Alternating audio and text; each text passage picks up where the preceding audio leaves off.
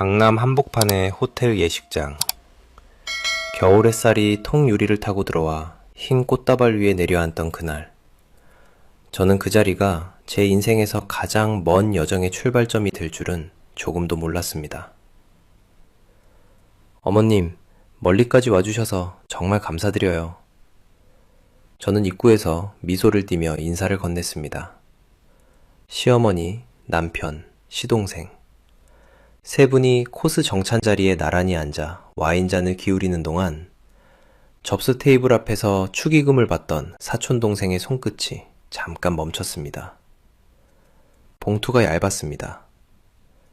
저기, 이게 5만 원인데 이게 맞는 건가 해서. 그 작고 조심스러운 한마디가 조용히 저를 지나 제 친정엄마와 시어머니의 귀에 들어갔습니다. 하객들이 오가는 그 자리에서 저는 발이 땅에 붙어버린 것처럼 꼼짝도 할 수 없었습니다. 친정어머니의 눈빛에 담긴 것을 저는 고스란히 읽었습니다. 기쁜 날이어야 했습니다. 아들의 결혼식이었습니다. 그런데 딸의 시어머니, 남편, 시동생이 봉투 하나에 단돈 5만 원짜리 지폐 한 장을 넣어 놓았네요. 시어머니가 민망한 듯 중얼거리는 소리를 들었습니다. 가족끼리 무슨 돈을 따져. 진심이 중요한 거지. 시어머니는 코트를 여미며 걸음을 옮겼습니다. 남편은 제 눈을 피했습니다. 저는 목이 막혔지만 그 자리에서 무너질 수 없었습니다. 화장실로 들어가 찬물로 얼굴을 식혔습니다. 거울 속에 저는 이미 무언가를 결심한 사람처럼 보였습니다. 그들은 몰라냈겠죠. 그날 밤 제가 그 봉투를 조용히 촬영했다는 걸. 그 5만 원짜리 종이 한 장이 훗날 그들을 어디로 데려가게 될지를. 여러분의 구독, 좋아요는 더 많은 사연을 만드는 힘이 됩니다. 안녕하세요. 저는 오윤진, 서울 마포에 사는 34살입니다. 대기업 카드사 리스크관리팀 과장으로 일하고 있고요. 하루에도 수백 건의 이상 거래 내역을 들여다보는 게 제 일입니다. 숫자 앞에서는 감정보다 데이터가 먼저 나오고 작은 이상 신호 하나도 절대 그냥 지나치지 않는 사람. 그게 바로 저입니다. 그런 제가 정작 제 결혼 생활 안에서 벌어지는 돈의 흐름에는 왜 그토록 오래 눈을 감고 있었는지 지금도 스스로에게 가장 놀랍습니다. 지금 제가 들려드리는 이야기는 2025년 가을, 지난 1년 가까운 시간을 돌이켜보며 정리한 회상입니다. 모든 것의 시작은 2024년 초겨울, 남동생 오윤재의 결혼식이었습니다. 그날 접수 테이블에 놓인 봉투 하나가 제 결혼 생활의 민낯을 비추는 첫 번째 거울이 될 줄은 그때 저는 전혀 몰랐습니다. 저는 서울에서 나고 자랐습니다. 대학에서 경영학을 전공하고 졸업 직후 카드사에 입사해 어느새 12년 가까이 됐어요. 리스크 관리팀에서 오래 일하다 보니 돈의 흐름을 읽는 것이 생활 그 자체가 됐습니다. 어디서 들어오고 어디로 빠지는지, 어디서 패턴이 끊기는지, 그 흐름의 단절 안에 어떤 위험이 잠들어 있는지, 저는 그걸 매일 들여다보는 사람이었습니다. 그런 직업적 감각이 정작 제 집 안에서는 얼마나 무뎌져 있었는지, 그게 두고두고 후회가 됩니다. 남편 박진호와는 31살 가을에 혼인신고를 했습니다. 진호는 중소기업 대리였고 저보다 수입이 낮다는 것에 열등감이 있는 사람이라는 걸 결혼 전부터 알았습니다. 하지만 저는 그게 우리 관계를 망칠 만큼 큰 문제가 될 거라고 생각하지 않았어요. 우리는 서로의 월급을 완전히 공개하고 생활비는 비율에 따라 나누기로 약속했습니다. 나머지는 각자 적금과 부부 공동 정기적금으로 쌓았는데 진호가 연말정산공제의 혜택이 크니까 내 명의로 개설하자고 했을 때 저는 별다른 의심 없이 동의했습니다. 우리 둘이 함께 넣는 돈이고 우리 두 사람의 미래를 위한 것이라는 걸 의심할 이유가 없었으니까요. 3년이 조금 넘는 시간 동안 그 잔액은 3,600만 원을 넘어섰습니다. 통장의 주인 이름은 진호였지만 그 안에 담긴 돈의 절반 이상은 제 월급에서 자동이체로 빠져나간 제 돈이었습니다. 마포 아파트는 결혼 전 친정어머니가 증여해 주신 집이었습니다. 어머니가 30년 가까이 모아온 돈으로 사주신 신축 아파트였고 등기부등본에서 증여계약서, 증여세 납부 영수증까지 모든 서류가 제 명의로 완벽하게 정리된 특유재산이었습니다. 진호도 처음에는 그것을 자연스럽게 받아들이는 것처럼 보였습니다. 그 집에 함께 살면서 한 번도 이것도 내 집이다라는 말을 꺼낸 적이 없었으니까요. 그때는 남동생 윤재는 저보다 5살 아래로 시중은행에 다니는 성실하고 조용한 아이였습니다. 부모님이나 누나한테 손 한 번 내밀지 않고 예식장 계약부터 신혼집 보증금까지 혼자 다 해결한 동생이었습니다. 강남 호텔 예식장이 과하다는 생각은 전혀 들지 않았어요. 그 아이가 그 돈을 모으기 위해 얼마나 오랫동안 허리를 졸라맸는지 누나인 저는 다 알고 있었으니까요. 어머니는 한 달 전부터 한복을 손질했고 아버지는 연도별 경주사 명부를 꺼내 초대 명단을 정리하셨습니다. 우리 가족에게 윤재의 결혼식은 어느 날보다 빛나는 날이었습니다. 저는 시댁 식구들도 그 기쁨을 함께 나눠줄 것이라고 당연히 기대했습니다. 초대장을 직접 드렸고 날짜도 2달 전부터 말씀드렸으니까요. 시어머니 강춘자 어머님, 남편 진호, 시동생 도련님까지 3분이 오신다고 했을 때 저는 진심으로 반가웠습니다. 양가가 같은 자리에서 식사를 나누면 관계가 더 따뜻해지지 않을까 하는 순진한 기대도 품었습니다. 식이 시작되기 한 시간 전 예복 단추를 마저 잠그며 윤재가 밝게 웃었습니다. 누나, 진호 형이랑 어머님도 다 오시는 거지? 제대로 인사드리고 싶어서. 그럼. 3분 다 오신다고 하셨어. 걱정하지 말고 오늘은 내 날이니까 다른 생각은 다 접어. 알겠어. 근데 누나, 오늘 누나도 행복해야 해. 응원인지 걱정인지 알 수 없는 그 말을 남기고 윤재가 예식장 안으로 들어갔습니다. 지금 생각해보면 동생도 무언가를 느끼고 있었던 게 아닐까 싶습니다. 피로연 홀은 통유리 너머로 겨울 햇살이 비스듬히 드는 정찬 홀이었습니다. 12개 테이블마다 흰 장미와 안개꽃이 놓였고 웨딩 촛불이 홀 곳곳에서 흔들렸습니다. 1인 코스 식사가 8만 5천 원이었습니다. 3분이 앉으실 자리는 25만 5천 원이 넘는 자리였습니다. 그 숫자를 의도적으로 계산한 게 아니었어요. 리스크 관리 직종에 오래 몸담다 보면 숫자가 그냥 먼저 읽힙니다. 시어머니 어머님이 도착하신 건 식시작 20분 전이었습니다.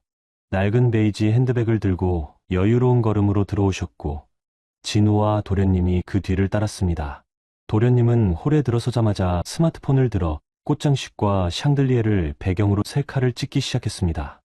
홀 인테리어를 배경으로 각도를 바꿔가며 찍는 모습이 SNS에 올릴 것이 분명했습니다. 저는 밝게 웃으며 어머님께 인사를 드리고 접수 테이블 쪽으로 안내했습니다. 어머님이 핸드백에서 흰 봉투 하나를 꺼내 축의금을 받고 있던 제 사촌동생에게 건넸습니다. 봉투가 납작했습니다. 반 발자국 떨어진 자리에서 저는 그 봉투의 무게가 지폐 한 장 정도라는 걸 직감했습니다. 사촌동생이 봉투를 열어 금액을 확인하는 순간 손끝이 잠깐 멈췄습니다. 당황함을 감추려 고개를 살짝 숙이는 그 짧은 동작을 저는 그대로 보았습니다. 5만 원이었습니다. 3분이 내신 봉투에 5만 원이 들어있었습니다. 코스 정찬 1인분 식사비에도 미치지 못하는 금액이었습니다. 저는 그 숫자가 시야 안으로 들어오는 순간 정확하게는 아무 감정도 느끼지 못했습니다. 너무 예상 밖의 일이라 감정이 따라오기 전에 뇌가 먼저 계산을 시작했습니다. 친정어머니가 바로 옆에 서서 접수 직원의 표정을 다 보고 계셨습니다. 어머니는 아무렇지 않은 척 미소를 유지하셨지만 눈빛만은 감출 수가 없었습니다. 기쁜 날 아들의 결혼식에서 며느리 측 시댁이 낸 봉투가 5만 원이라는 것이 얼마나 창피한 일인지 어머니는 누구보다 잘 아셨을 겁니다. 저는 그 자리에서 아무 말도 하지 못했습니다. 하객들이 복도를 오가고 있었고 식은 곧 시작될 참이었습니다. 입술을 꽉 깨물었습니다. 어머님은 홀 안으로 걸어 들어가시다가 저를 돌아보며 한마디 하셨습니다. 윤진아, 가족끼리는 이런 걸로 서운해하면 안 되는 거야. 마음이 있으면 됐지. 얼마냐가 중요한 게 아니잖니. 우리가 여기까지 직접 와준 것만 해도 얼마나 정성이야. 하객들이 서 있는 복도에서 아무렇지도 않게 하신 그 말. 마치 제가 지금 뭔가를 따지고 드는 사람인 것처럼 먼저 프레임을 씌워버리는 그 한마디가 귓속에서 천천히 재생됐습니다. 저는 고개를 숙이고 예 하고만 대답했습니다. 그 한 글자를 목에서 끌어내는데 들어간 힘을 그날 저 말고는 아무도 몰랐을 겁니다. 진호는 어머니 바로 옆에서 그 말을 다 들으면서도 아무런 말을 하지 않았습니다. 미안하다는 눈빛 한 번 없이 그냥 어머니를 따라 홀 안으로 걸어갔습니다. 저는 그 뒷모습을 바라봤습니다. 뭔가가 바뀌고 있다는 것을 아직 어디서부터인지는 몰랐지만 분명히 달라지고 있다는 것은 느꼈습니다. 피로연은 2시간 가까이 이어졌습니다. 도련님은 코스 요리가 나올 때마다 사진을 찍어 SNS에 올렸고 어머님은 웨이터를 불러 음료를 추가로 주문했습니다. 진호는 옆 테이블 하객들과 이야기를 나누며 와인잔을 비웠습니다. 저는 이 자리 저 자리를 오가며 얼굴 근육을 붙잡고 미소를 유지했습니다. 화장실에 들어가 거울을 봤을 때 눈가가 이미 빨개져 있었습니다. 찬물로 세수를 하고 다시 나왔습니다. 오늘만큼은 웃어야 했습니다. 식이 끝나고 주차장으로 내려오는 차 안에서 진호가 말했습니다. 그냥 넘어가. 어머니 원래 그런 거 무신경하신 분이야. 솔직히 뭘 기대한 거야. 저는 창밖을 바라봤습니다. 겨울비가 내리기 시작했습니다. 아무 말도 하지 않았습니다. 지금 이 사람과 이 말을 해봤자 돌아오는 게 없다는 걸 데이터를 읽는 머리가 이미 결론을 내렸습니다. 집에 돌아와 샤워를 마치고 핸드폰을 꺼냈습니다. 봉투 사진, 방명록 화면, 정산 문자 캡처를 하나의 폴더에 저장했습니다. 폴더 이름은 정리 중이라고 붙였습니다.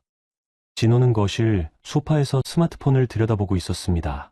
저는 안방불을 끄고 누웠지만 오래도록 잠이 오지 않았습니다. 진호의 폰 화면에서 잠깐 스쳐간 적금 앱 알림 하나가 머릿속에 걸렸습니다. 뭔가 이상하다는 느낌, 아직은 작고 희미한 그 신호가 좀처럼 사라지지 않았습니다. 리스크 관리 일을 하는 사람은 몸으로 압니다. 이상 신호가 한번 잡히면 그건 우연이 아닐 가능성이 높다는 걸. 지금 당장은 작아 보여도 나중에 큰 패턴의 일부가 된다는 걸. 저는 5만 원짜리 봉투 한 장을 그냥 지나칠 수가 없었습니다. 아직 아무것도 결심한 건 아니었습니다. 그냥 기록해 두고 싶었습니다. 만약을 위해 창밖으로 빗소리가 내내 이어졌습니다. 첫 번째 기록이 생긴 날 밤이었습니다. 그리고 두 번째 기록이 쌓이는 데는 한 달도 채 걸리지 않았습니다. 결혼식이 끝나고 꼭 한 달이 지났을 무렵 시어머니로부터 전화가 왔습니다. 목소리는 늘 그랬듯이 달콤했습니다. 윤진아, 오랜만에 얼굴 좀 보자. 진수 결혼 얘기도 할 겸이라는 말에 저는 별다른 경계심 없이 시댁 아파트로 향했습니다. 그때까지만 해도 저는 그 자리가 어떤 자리인지 몰랐습니다. 2025년 1월, 시댁 아파트는 새학기를 앞둔 것처럼 분주했습니다. 시어머니 춘자, 어머님은 거실 소파에 앉아 시동생 도련님 결혼 준비 서류를 펼쳐놓고 있었습니다. 예단 목록, 혼수 리스트, 예식장 견적서가 커피 테이블 위에 가지런히 펼쳐져 있었습니다. 저는 그 자리에 앉으면서 이미 이 대화가 어디로 흘러가려는지 희미하게 느꼈습니다. 어머님은 처음에는 그냥 안부 이야기를 하셨습니다. 진수 도련님이 좋은 아이를 만났다는 것, 예비 신부가 얌전하고 착하다는 것, 결혼 날짜를 잡아야 할 것 같다는 것.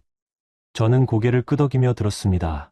도련님이 결혼을 앞두고 있다는 건 알고 있었지만 자세한 사정은 몰랐습니다. 어머님의 말투는 부드럽고 다정했습니다. 그 다정함이 늘 무언가를 포장하는 포장지라는 걸 그때는 아직 몰랐습니다. 그래서 말인데, 윤진아, 진수가 신혼집을 구해야 하는데 요즘 전세금이 얼마나 올랐는지 알아? 애가 아직 형편이 안 돼서 말이야. 어머님의 목소리가 살짝 낮아졌습니다. 저는 잠자코 기다렸습니다. 3천만 원만 보태줄 수 있으면 어떨까 해서. 큰 며느리 입장에서 동생 시혼집 잡는데 보탬이 되어주면 그게 진짜 가족 아니겠어. 나중에 꼭 갚을 거야. 3천만 원. 그 숫자가 공기 중에 뜨는 순간 저는 가만히 두 손을 무릎 위에 올렸습니다. 대답하기 전에 먼저 숨을 한 번 가다듬었습니다. 그리고 대답하기 전에 스마트폰을 꺼내 SNS를 열었습니다. 도련님의 계정이 떠올랐거든요. 불과 사흘 전에 올라온 사진이 있었습니다. 서울 강남의 한 수입차 전시장 앞에 서서 찍은 사진이었습니다. 캡션에는 이렇게 적혀 있었습니다. 드디어 상담 완료. 이 친구 내 것 된다. 번쩍이는 대형 수입 SUV 앞에서 환하게 웃고 있는 도련님의 사진이었습니다. 어머님, 죄송한데 저희 지금 당장 열 돈이 없어요. 아이, 윤진아. 너네 맞벌이잖아. 그리고 아파트도 있잖니. 그 말이 나온 순간 저는 심장이 서늘해지는 것을 느꼈습니다. 아파트. 마포 아파트. 어머님이 그 단어를 꺼내셨습니다. 그날 저녁 집으로 돌아오는 길에 저는 그 SNS 사진을 저장해 두었습니다.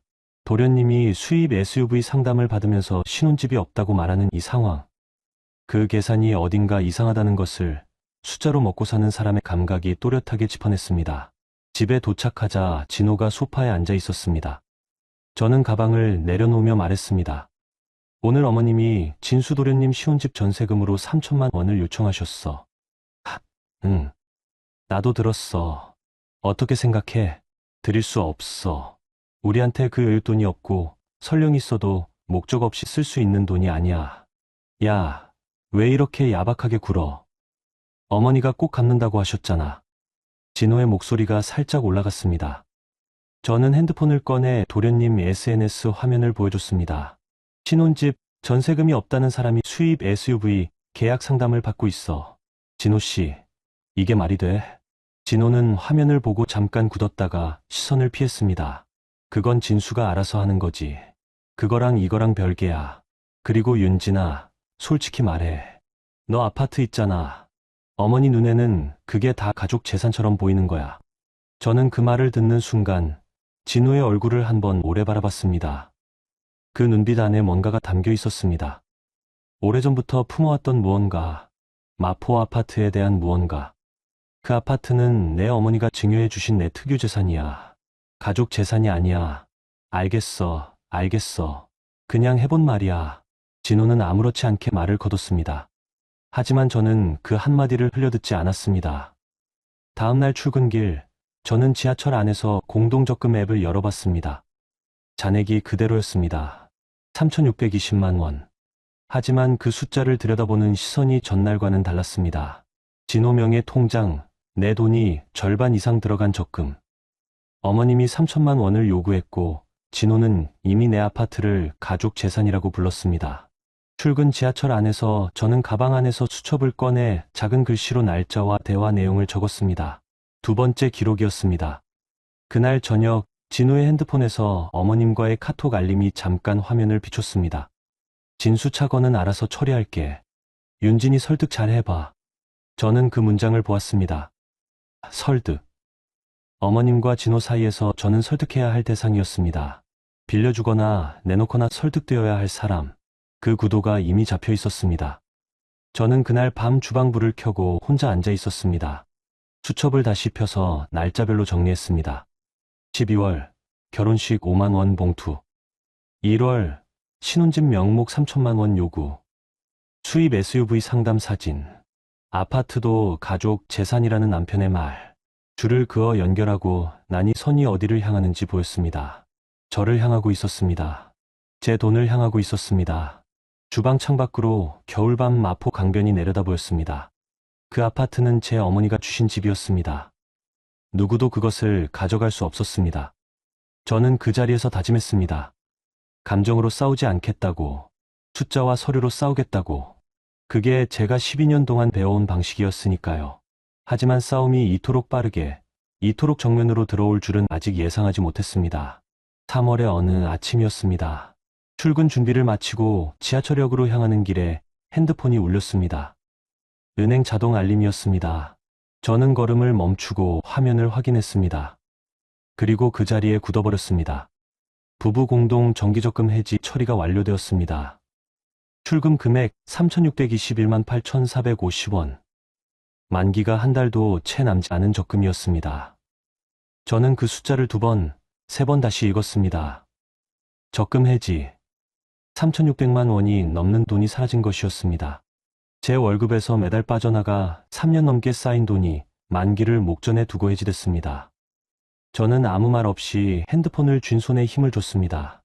은행 앱으로 들어가 거래 내역을 확인했습니다. 해지일은 어젯밤이었습니다. 진호가 혼자 스마트폰으로 처리한 것이었습니다. 해지금은 진호의 개인 입출금 통장으로 들어간 뒤 동시에 다른 계좌로 이체됐습니다. 이체받은 계좌 번호를 확인했습니다. 앞 네 자리만으로 어느 은행인지 알 수 있었습니다. 저는 직업상 계좌 번호의 앞자리를 보면 은행이 읽힙니다. 그 계좌는 진호 어머님이 쓰시는 은행의 계좌 형식이었습니다. 지하철역 입구 앞에서 저는 발걸음을 돌렸습니다. 출근이 문제가 아니었습니다. 직장 상사에게 급한 사정이 생겼다고 문자를 보내고 진호가 다니는 회사 근처 카페로 향했습니다. 손이 약간 떨렸습니다. 분노였는지 충격이었는지 그 경계가 그때는 불분명했습니다. 카페에서 20분쯤 기다리자 진호가 들어왔습니다. 저를 보고 순간 굳는 표정이 무언가를 이미 알고 있다는 것을 말해줬습니다. 저는 테이블 위에 핸드폰을 놓고 해지 알림 화면을 보여줬습니다. 이거 설명해 줄 수 있어? 해지했어. 4명의 통장이니까 그 적금 안에 내 월급에서 나간 돈이 절반이 넘어. 우리 둘이 합의해서 만든 공동 자금이야.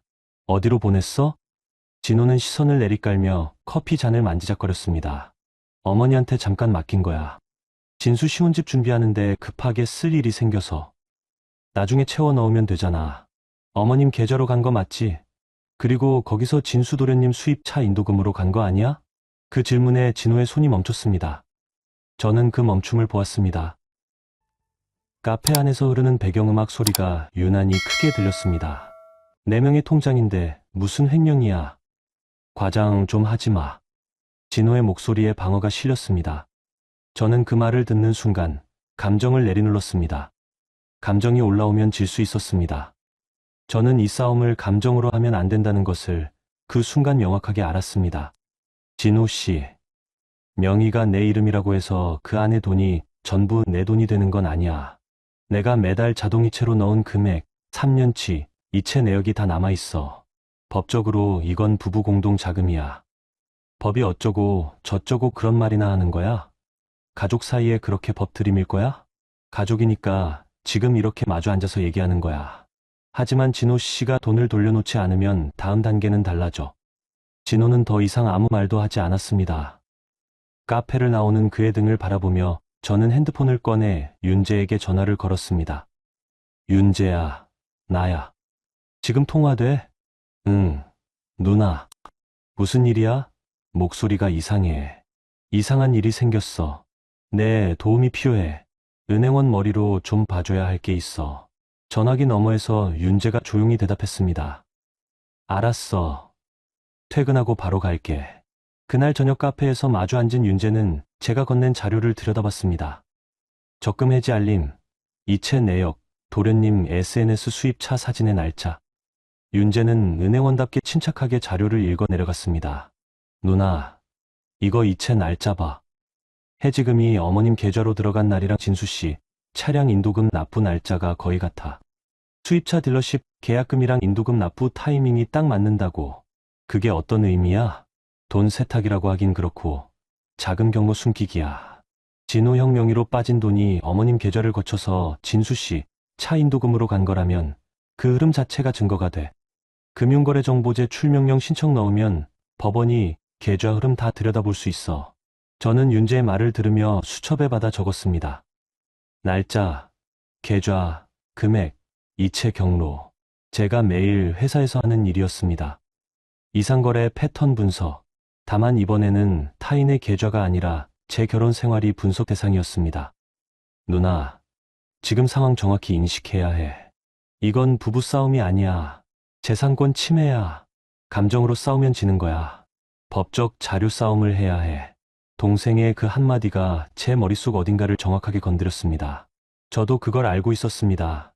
하지만 직접 가족의 입을 통해 듣는 것과 혼자 머릿속으로 아는 것은 달랐습니다.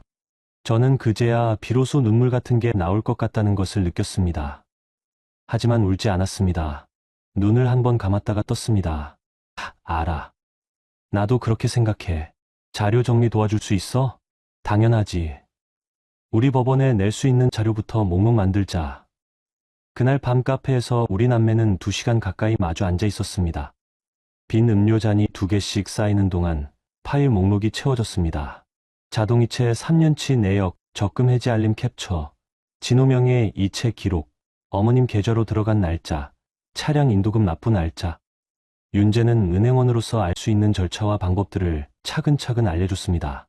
집에 돌아오니 자정이 가까웠습니다. 진호는 자고 있었습니다. 저는 거실 조명을 낮추고 책상에 앉아 파일 목록에 항목 하나를 더 추가했습니다. 오늘 카페에서 진호가 한 말. 4명의 통장인데 무슨 횡령이야. 그 문장을 그대로 적었습니다. 발화 날짜, 장소, 맥락까지. 리스크 관리 직원이 이상거래를 기록하는 방식 그대로였습니다.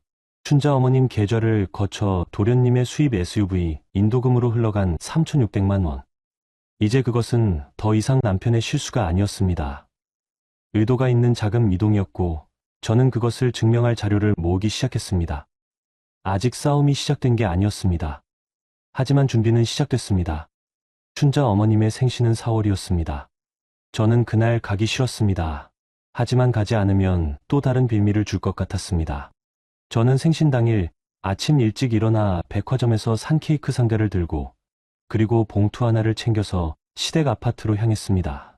그 봉투 안에는 5만 원권 한 장이 들어 있었습니다. 시댁 거실에는 진호, 도련님, 신우이 박진아 아가씨가 모여 있었습니다. 생신상은 이미 차려져 있었고 케이크 위에 초가 꽂혀 있었습니다.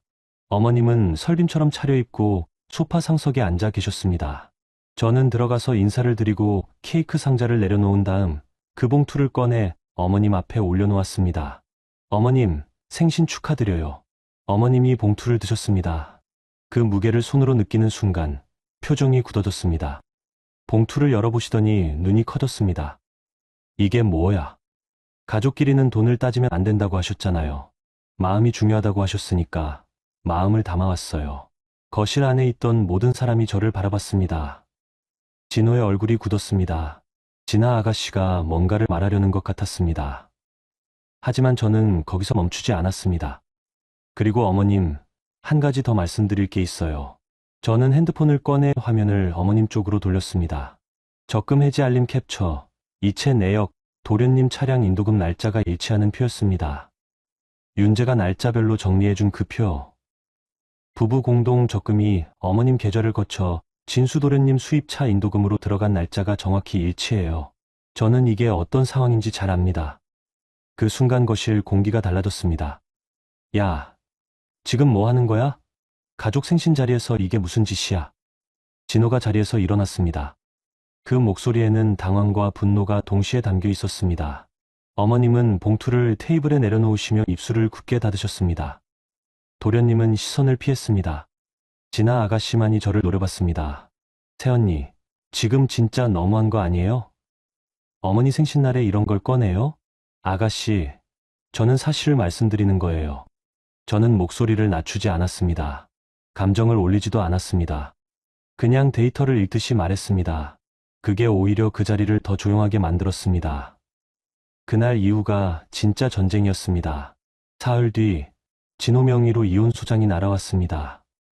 소장 안에는 마포 아파트에 대한 재산분할 청구가 포함되어 있었습니다. 혼인 기간 중 공동으로 거주한 주거, 공간이므로 절반의 분할을 요구한다는 내용이었습니다. 저는 그 소장을 펼쳐 읽으면서 손이 하얗게 질렸습니다. 예상은 했습니다. 하지만 막상 인쇄된 글자로 마주하는 것은 달랐습니다. 그것으로 끝이 아니었습니다. 소장이 도착한 날 오전, 저는 회사 리스크관리팀 자리에 앉아 있었습니다. 그때 사내보안팀에서 연락이 왔습니다. 로비에서 외부인이 술안을 피우고 있다는 내용이었습니다. 저는 엘리베이터를 타고 내려갔습니다. 1층 로비에 진아 아가씨가 서 있었습니다. 목소리가 높았습니다. 오윤진 씨 불러요. 지금 당장. 저 여기 카드사 직원 오윤진 씨 만나러 왔어요. 경비원들이 막고 있는 상황이었습니다. 출입증 없이 들어올 수 없다는 설명을 듣고도 버티고 있었습니다. 주변 직원들이 창 너머로 내다보고 있었습니다. 회사 동료들이 저를 바라봤습니다. 저는 얼굴 표정을 유지한 채 로비로 나왔습니다. 아가씨, 여기 제 직장이에요. 새언니가 어머니 생신날 한 짓이 뭔지 알아요? 우리 가족 다 무시하는 거잖아요. 저는 그 자리에서 아무 말도 하지 않았습니다. 경비원에게 조용히 부탁했습니다. 진아 아가씨는 소리를 높이다가 결국 돌아갔습니다. 저는 엘리베이터를 타고 다시 자리로 올라가며 로비 CCTV 화면이 기록됐을 것이라는 생각을 했습니다. 방문 기록, 서명 장부도 있을 것이었습니다. 저는 그날 오후 보안팀에 요청했습니다.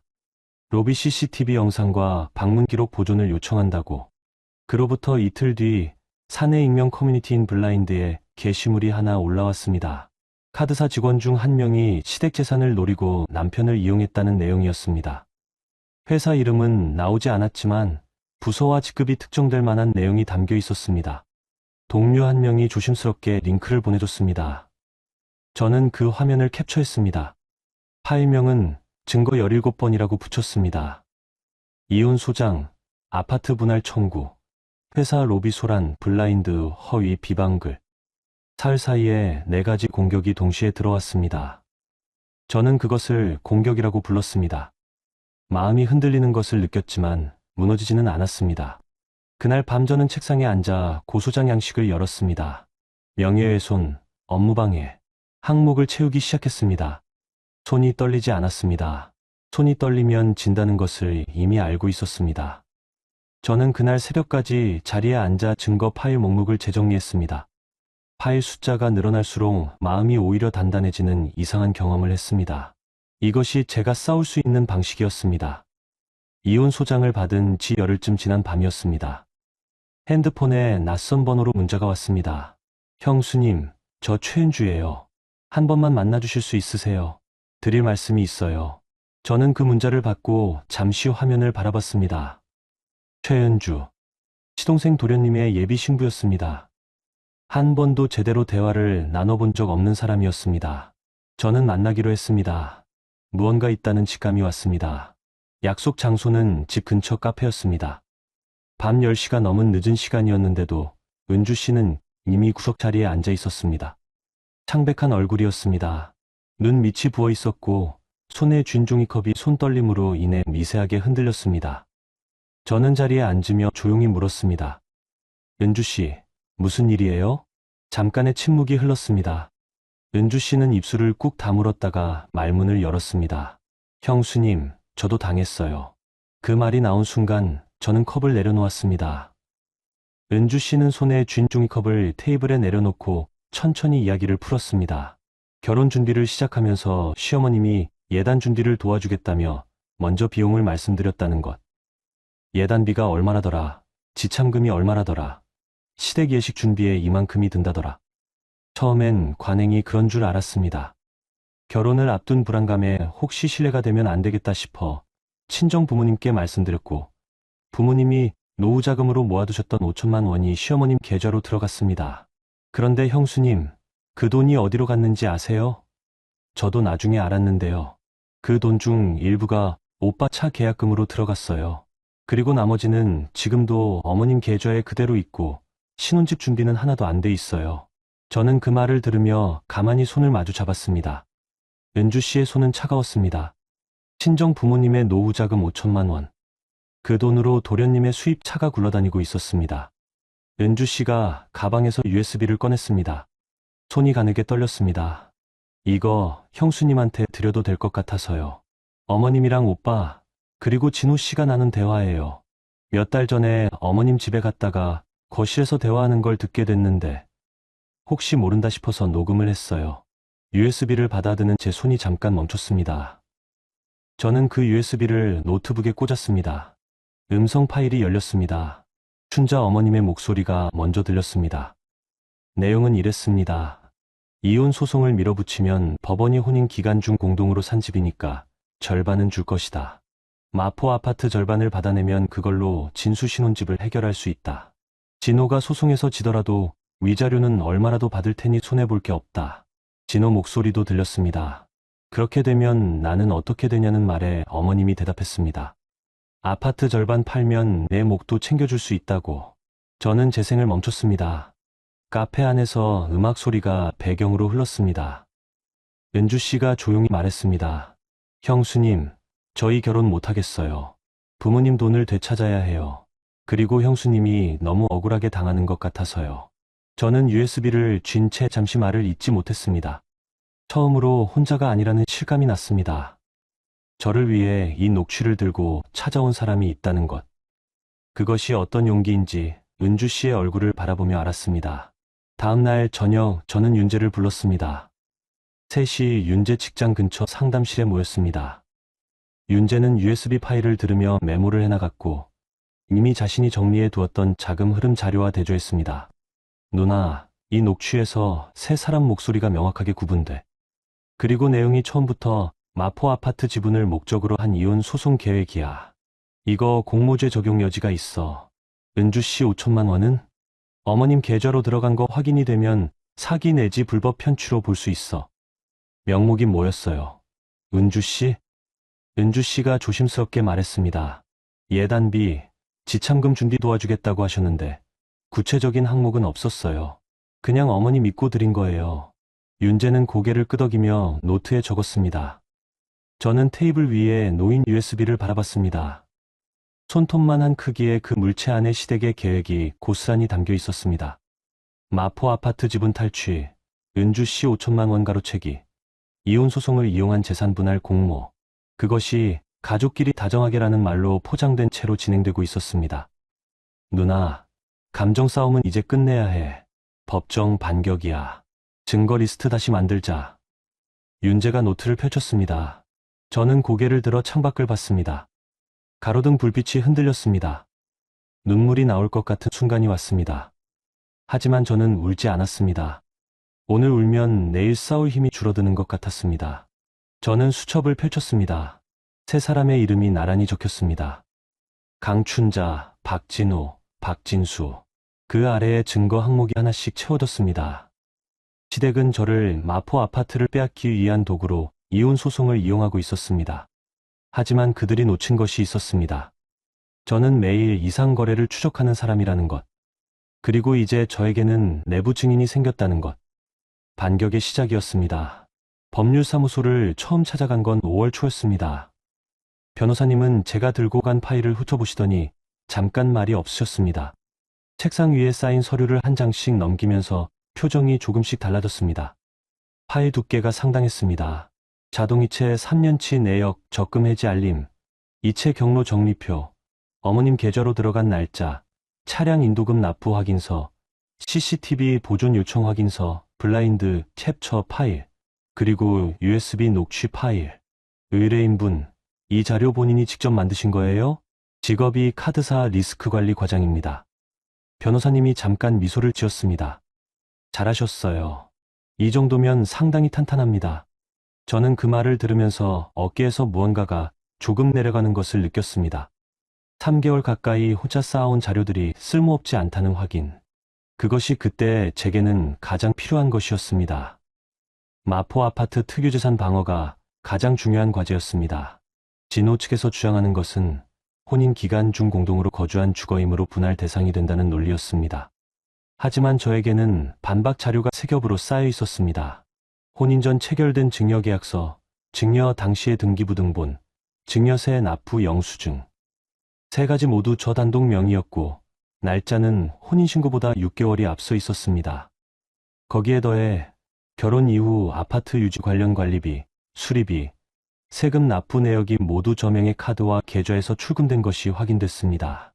변호사님이 말했습니다. 상대방이 기여도를 주장할 가능성이 있어요. 함께 살며 관리에 기여했다는 논리로요. 하지만 실제 납부 내역이 전부 의뢰인 명의라면 그 주장은 설 자리가 없어요. 부부 공동 적금 부부는 다른 방향으로 접근했습니다. 진호 측은 자기 명의의 통장이므로 임의로 처분할 수 있다는 입장을 고수했습니다. 하지만 저는 3년치 자동이체 내역을 제출했습니다. 매달 제 급여 계좌에서 진호 명의의 적금 통장으로 이체된 내역이 날짜별로 정리되어 있었고 이체 금액의 합계가 전체 잔액의 절반을 넘었습니다. 실질적 공동 자금이었다는 것을 숫자로 증명하는 자료였습니다. 법원 조정 기일이 잡혔습니다. 6월 초 가정법원 조정실에서 처음으로 진호와 같은 공간에 앉았습니다. 진호는 정장을 입고 왔습니다. 눈을 마주치지 않았습니다. 진호 측 변호사가 먼저 말했습니다. 마포 아파트는 혼인 중 공동으로 사용한 주거이며 남편이 유지 관리에 실질적으로 기여했으므로 분할 청구가 타당하다는 주장이었습니다. 저는 변호사님 옆에 앉아 손을 무릎 위에 올려놓았습니다. 저희 변호사님이 서류를 꺼냈습니다. 증거 제출하겠습니다.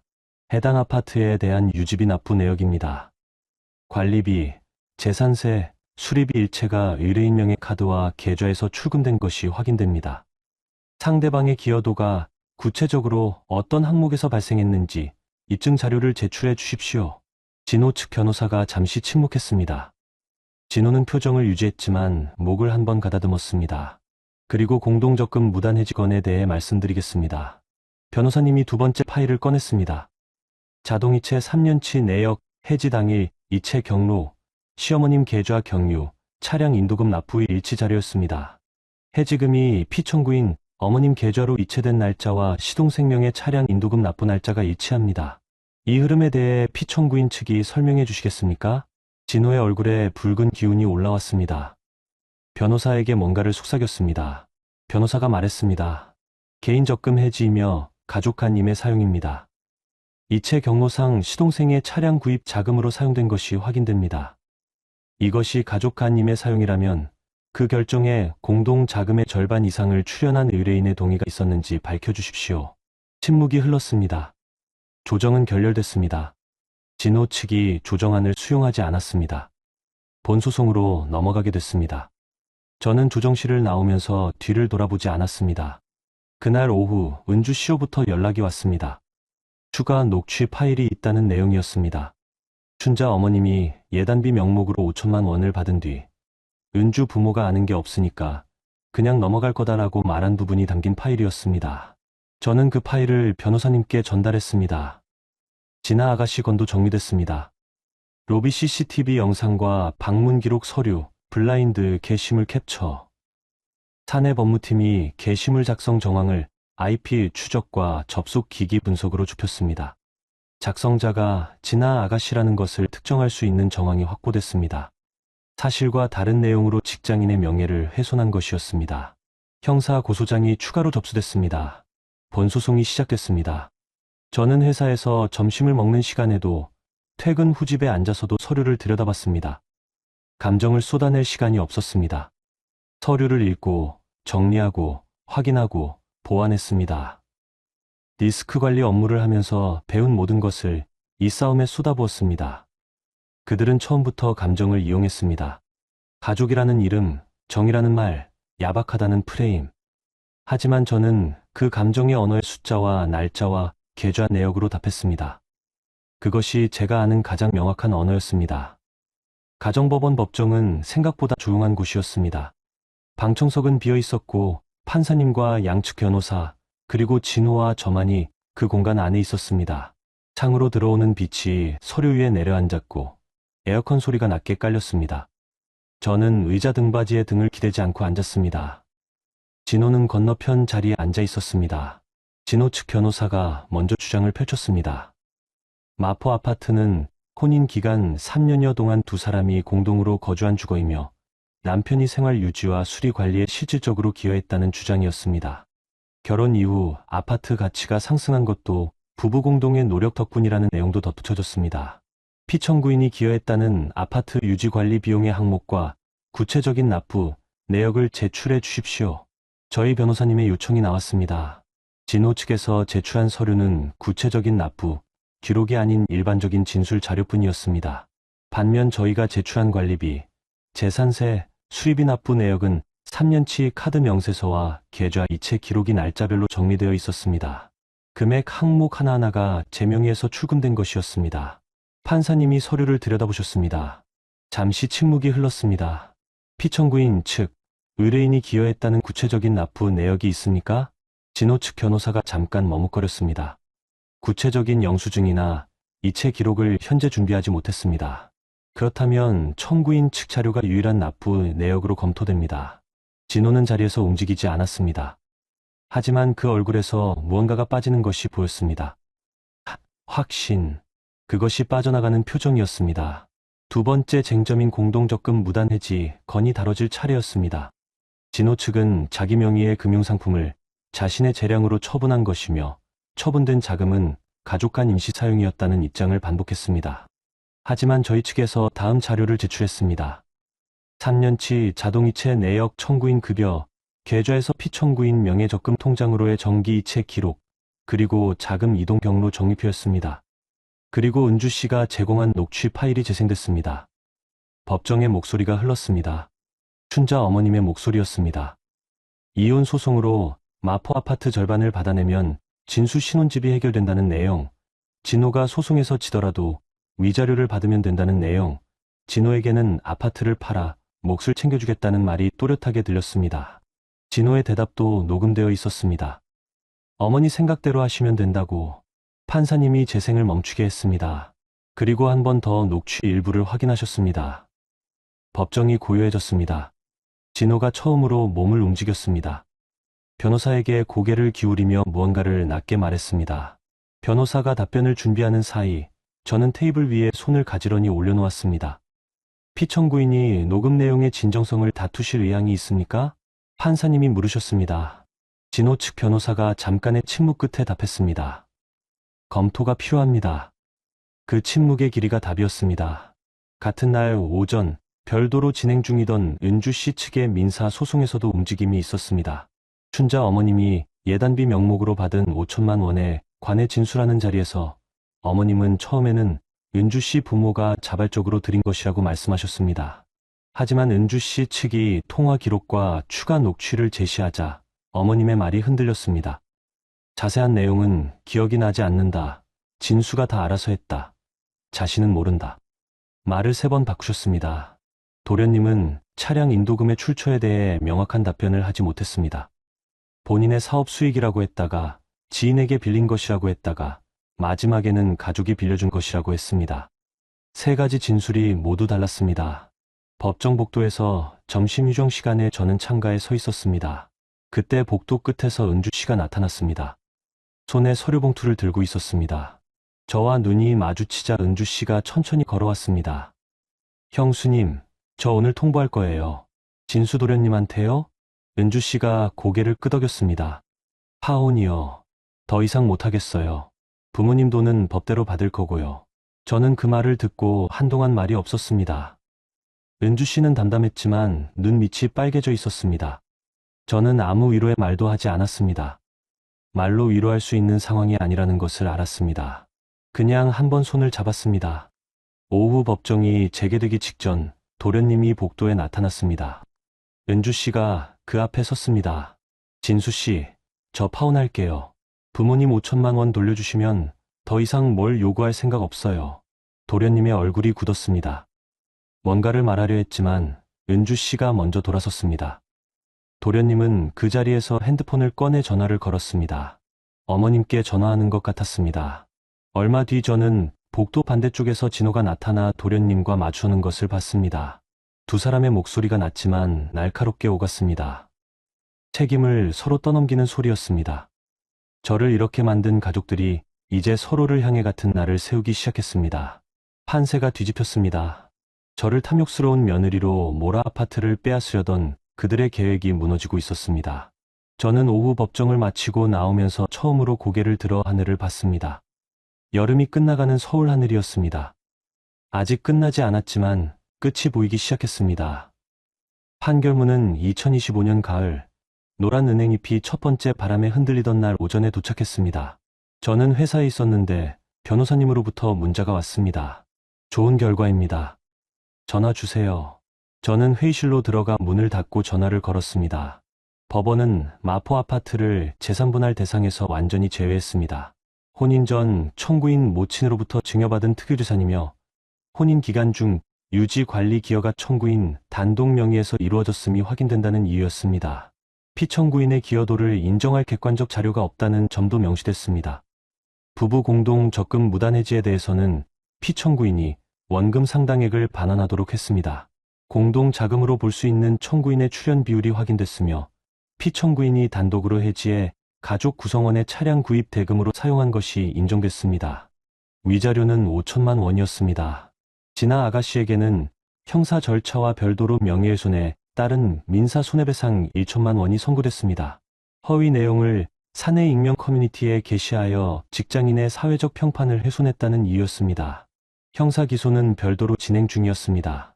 저는 전화를 끊고 회의실 창문 앞에 한참 서 있었습니다. 바깥에 은행나무 한 그루가 노란 잎을 떨어뜨리고 있었습니다. 울 것 같다는 생각이 들었지만 눈물은 나오지 않았습니다. 대신 손발에서 힘이 빠지는 느낌이 왔습니다. 오랫동안 긴장으로 버텨온 몸이 비로소 힘을 내려놓는 것 같았습니다. 퇴근 후 저는 변호사님 사무실에 들러 판결문 원본을 받았습니다. 집에 가기 전에 한 가지 더 처리해야 할 일이 있었습니다. 저는 법원 집행관 사무소에 들러 이미 준비해 두었던 강제집행 신청서를 제출했습니다. 대상은 박진수 명의 수입 SUV였습니다. 차량 번호, 등록 일자, 딜러십 주소까지 정리된 서류였습니다. 접수는 바로 됐습니다. 이틀 뒤였습니다. 도련님이 자주 세워두던 강남의 한 수입차, 전시장 인근 주차구역에서 견인차가 도착했습니다. 마침 그 자리에는 도련님이 있었습니다. 스마트폰으로 누군가와 통화를 하면서 차 쪽으로 걸어오다가 견인고리가 걸리는 것을 보고 멈췄습니다. 잠깐요. 이거 제 차예요. 무슨 일이에요? 견인 기사가 서류를 내밀었습니다. 도련님은 서류를 보고 굳었습니다. 그 차에는 제 이름이 적힌 압류 조치가 걸려 있었습니다.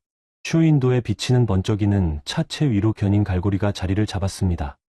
구경하던 사람들이 하나둘 멈춰 섰습니다. 도련님의 스마트폰 통화가 끊겼습니다.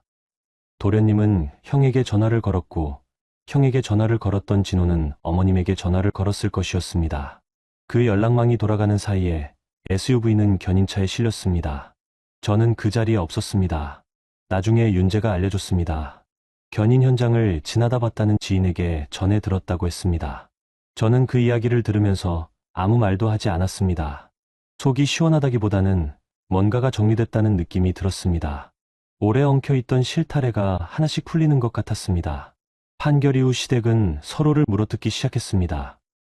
진호는 어머니가 이혼 소송을 부추겼다며 소송비를 내놓으라고 했고, 어머님은 진술을 다독이느라 쓴 돈이 얼마인데 배은망덕하게 구느냐며 응수했습니다. 도련님은 차를 빼앗겼다며 형 탓을 했고, 진아 아가씨는 명예훼손 배상금을 어머니가 대줘야 한다고 했습니다. 그 네 사람이 서로에게 소송비, 벌금, 배상금을 떠넘기며 벌이는 진흙탕이 저한테까지 전해졌습니다. 저는 더 이상 그 안에 없었습니다. 진호에게 마지막 전화가 왔습니다. 판결 이후 사흘째 되는 날 새벽이었습니다. 윤진아, 이렇게까지 할 거야? 우리가 한 집에서 3년이나 살았는데. 저는 잠에서 깨어난 채 전화기를 들고 잠시 말을 멈췄습니다. 3년 동안 같은 집에서 살았던 거 맞아. 그 집은 내 어머니가 주신 내 집이었고, 그 안에서 나는 돈과 직장과 자존감까지 지켜야 했어. 진호 씨는 그 3년 동안 무엇을 지켜줬어?